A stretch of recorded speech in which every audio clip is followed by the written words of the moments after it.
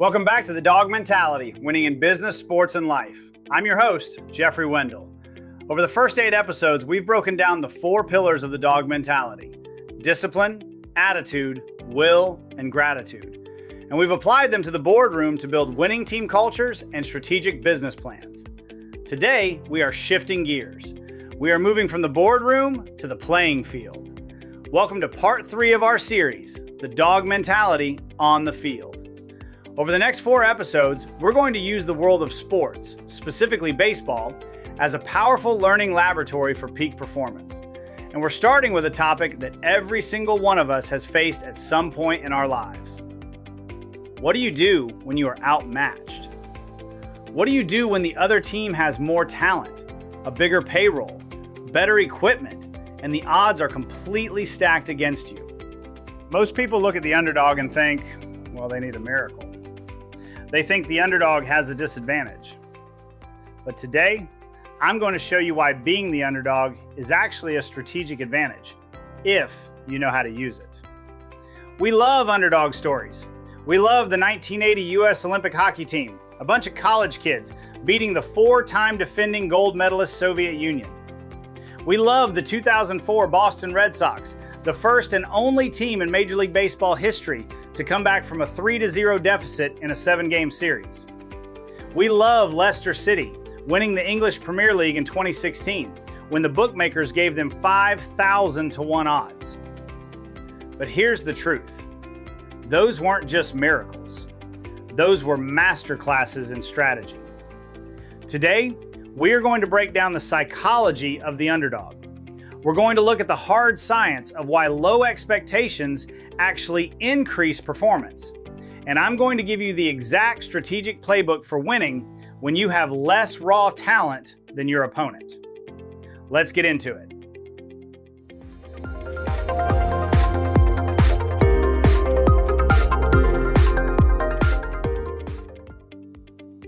Let's start with the psychology.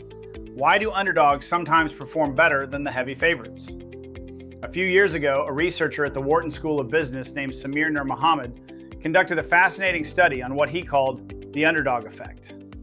He wanted to know what happens to our performance when we know that other people expect us to fail. Common sense tells us that low expectations should crush our confidence. If everyone thinks you're going to lose, you should probably just give up, right? Wrong. Nurmuhammad found that when people craft an underdog narrative, when they actively remind themselves of a time they defied others' low expectations, it actually boosts their self-confidence more than remembering a time when everyone believed in them. Let me say that again. Remembering when people doubted you builds more confidence than remembering when people praised you. Why? Because the underdog effect creates a massive chip on your shoulder. It creates a burning desire to prove the doubters wrong. Nurmuhammad found that if you can undermine the credibility of the people doubting you, if you can show them a skill they didn't know you had, your performance skyrockets. But there is a catch. The underdog effect is a double-edged sword. If you just focus on the doubters, you can get overwhelmed. You have to balance that chip on your shoulder with a clear, strategic path forward. This ties perfectly into the research of Dr. Carol Dweck at Stanford University, the pioneer of the growth mindset. When a team with a fixed mindset is labeled the underdog, they think, we don't have the talent, so we can't win. They accept the label as a permanent fact. But when a team with a dog mentality, a growth mindset, is labeled the underdog, they think, we might not have the raw talent yet, but we can outwork them, outprepare them, and outstrategize them. They see the talent gap not as a death sentence, but as a puzzle to be solved through effort and strategy. When you are the underdog, you have a massive psychological advantage. You have absolutely nothing to lose. All the pressure is on the favorite. The favorite is terrified of embarrassment. The underdog is liberated by the lack of expectations. That psychological freedom allows the underdog to take risks that the favorite would never dare to take. And that brings us to the strategy. Having the right mindset is crucial, but mindset alone doesn't beat a superior opponent. You need a strategy. There's a political scientist named Ivan Aragin-Toft who did something incredible. He analyzed every war fought over the past 200 years between strong combatants and weak combatants. He wanted to know, how often does the Goliath beat the David? The answer he found was 71.5%. In normal circumstances, the bigger, stronger, better funded side wins about 7 out of 10 times. But then he looked deeper. He looked at what happened when the weaker side refused to fight the way the stronger side wanted to fight. What happened when the underdog used unconventional strategies? What happened when they changed the rules of the game? When the underdog refused to play by Goliath's rules, their winning percentage jumped from 28.5% to 63.6%. When you change the rules, the underdog actually wins the majority of the time. This is the ultimate secret of the underdog advantage. If you try to beat a superior opponent at their own game, you will lose. If you try to outslug the New York Yankees or outspend a massive corporate competitor, you will lose. You have to change the game. Look at the 2002 Oakland Athletics. This is the famous Moneyball story. The A's had a payroll of about $41 million. The Yankees had a payroll of about $125 million. If the A's tried to play the traditional game, buying the players with the best batting averages and the most home runs, they would have been crushed. They couldn't afford them. So, General Manager Billy Beane changed the rules. He used sabermetrics. He looked for undervalued statistics that the rich teams were ignoring, like on-base percentage. He built a team of misfits that the traditional scouts hated. And what happened? The Oakland A's won 103 games that year. They tied the Yankees for the best record in baseball, and they set an American League record with a 20-game winning streak. They didn't win by being better at the traditional game. They won by playing a different game entirely. Or look at the 1980 U.S. Olympic hockey team. Coach Herb Brooks knew his college kids couldn't match the raw skill and experience of the Soviet professionals. The Soviets had literally beaten them 10-3 in an exhibition game just 2 weeks before the Olympics. So Brooks changed the game. He realized the Soviets played a beautiful, weaving European style, while the Americans played a physical, dump and chase Canadian style. Brooks created a hybrid. He forced his team to play a style the Soviets had never seen before. And more importantly, he used extreme conditioning as his equalizer. He skated his players until they dropped, because he knew that if they could just stay close until the third period, their superior conditioning would take over. And that is exactly what happened. The underdog doesn't win by matching strength with strength. The underdog wins by finding the opponent's blind spot and attacking it relentlessly. So, how do you apply this? Whether you are coaching a youth baseball team against the league champions, or you are running a small business competing against a corporate giant, here is your underdog playbook. Number 1, embrace the label. Don't hide from the fact that you are outmatched on paper. Use it.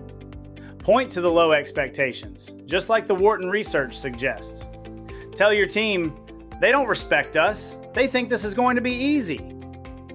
Use that disrespect as high-octane fuel for your preparation. Number 2, identify their game and refuse to play it.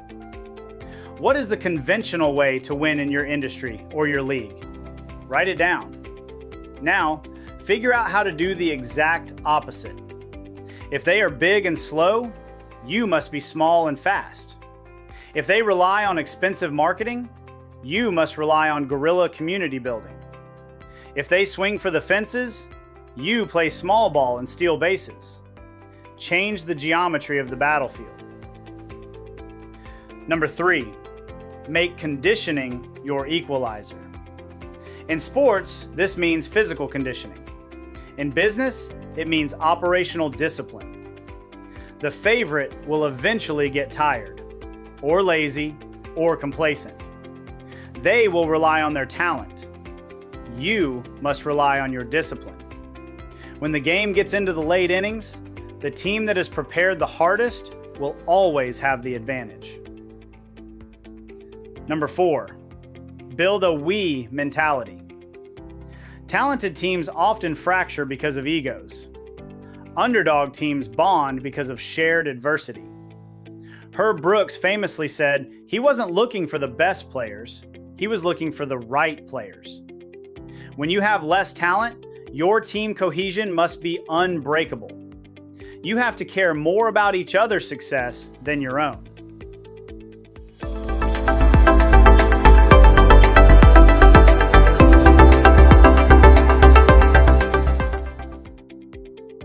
The dog mentality is built for the underdog. Discipline, attitude, will, and gratitude. These are the great equalizers. You don't need a massive payroll to have discipline. You don't need elite genetics to have a great attitude. You don't need a famous brand name to have an unbreakable will. These are choices. And when you make these choices consistently, you neutralize the talent gap. Here's your challenge for this week. I want you to look at an area of your life or your business where you feel like the underdog. Where do you feel outmatched? First, I want you to write down the conventional rules of that game. How is everyone else trying to win? Second, I want you to write down one unconventional strategy you can use to change the rules. How can you play a game that your opponent isn't prepared for? Remember, the odds are just a mathematical calculation based on the past. They cannot measure your heart, they cannot measure your preparation, and they cannot measure your will to win. When you change the rules, the underdog wins. Next time on the Dog Mentality, we're going to talk about the ultimate team-first mindset. We're going to explore why it's never about you and how caring more about your teammates' success is the fastest path to your own. Until then, embrace the underdog label, change the rules, and keep building that dog mentality. I'm Jeffrey Wendel. I'll see you next time.